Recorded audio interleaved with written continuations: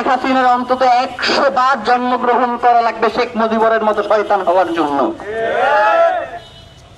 ৭২ মানে আমাদের কাছে খুবই একটা আশ্চর্য বিষয় যে ৭১-এর পর ৭৫, মাঝখানে 3 বছর আর কোথাও নাই, ইতিহাসের কোনো জায়গায় নাই।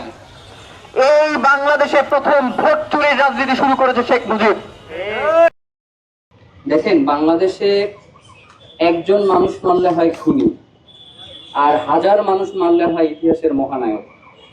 এবং এই ইতিহাসের যে ধারাবাহিকতা, এই ইতিহাসের প্রাণ পুরুষ হইলেন শেখ মুজিব এবং তোফায়েল আহমেদরা, যারা রক্ষী বাহিনীর মাধ্যমে বাংলাদেশের হাজার হাজার নিরীহ মুক্তিযোদ্ধা এবং আপামর জনসাধারণকে হত্যা করেও আজকে পর্যন্ত তাদেরকে ইতিহাসে মহানায়ক সাব্যস্ত করবার জন্য একটা গোষ্ঠী তাদের কার্যক্রম অব্যাহত রেখেছে।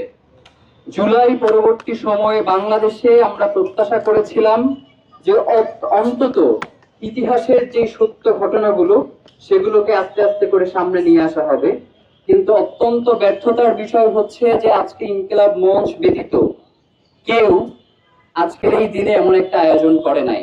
দেখেন, রক্ষী বাহিনী তার যে নির্মমতা কতদূর ছিল সেটা যদি আমরা একটু দুই একটা ঘটনা শুনি তাহলে আপনারা বুঝবেন।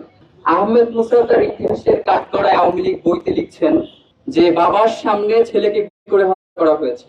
হত্যা করেই শুধু ক্ষান্ত হয় নাই, বাবাকে বলতেছে হাতে কুড়াল দিয়া যে ছেলের মাথা এখন করে ফেলো, আমরা ফুটবল খেলবো। তো বাবা তো নারাজ, কিভাবে সে সন্তানের মাথা করে ফেলবে। তো বাবাকে নিষ্ঠুর ভাবে নির্যাতন করার পরে বাবা বাধ্য হয়েছে সন্তানের মাথা থেকে আলাদা করে দিতে।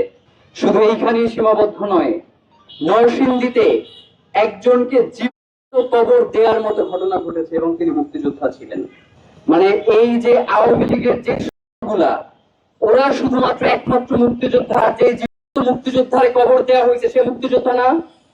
আপনি ভাবেন, গ্রামের পর গ্রাম এখন যেইভাবে বলে না যে রাজাকার অমুক তমুক বিভিন্ন ত্যাগ দেওয়ার চেষ্টা করে, তখন অমুক ঘরে জাসদ আছে কিনা, অমুক এলাকায় জাসদ আছে কিনা, অমুক এলাকায় বিরোধী মতের লোকজন আছে কিনা, এই প্রোপাগান্ডা ছড়িয়ে ওই এলাকাকে ঘেরাও দিয়ে ওই এলাকার নারীদেরকে গণহারে ধর্ষণ করা হয়েছে এবং পুরুষদেরকে হত্যা করার মতো ঘটনা ঘটেছে।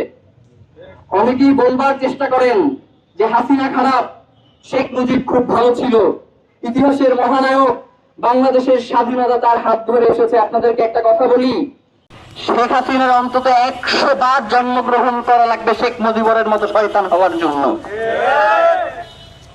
৭২ মানে আমাদের কাছে খুবই একটা আশ্চর্য বিষয় যে ৭১-এর পর ৭৫, মাঝখানে 3 বছর আর কোথাও নাই, ইতিহাসের কোনো জায়গায় নাই।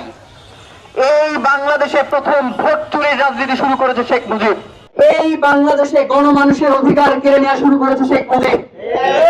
এই বাংলাদেশের সংবাদপত্রের উপরে যে নিষেধাজ্ঞা সেইটা প্রথম আরোপ করেছে শেখ মুজিব।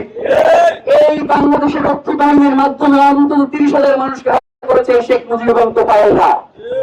আজকে তাদেরকে মহানায়ক প্রতিপন্ন করবার জন্য যারা চেষ্টা করছে, আমরা তো মনে করি ইতিহাসের কাঠগড়ায় তাদেরকে এখন দায় করানোর সময় এসেছে।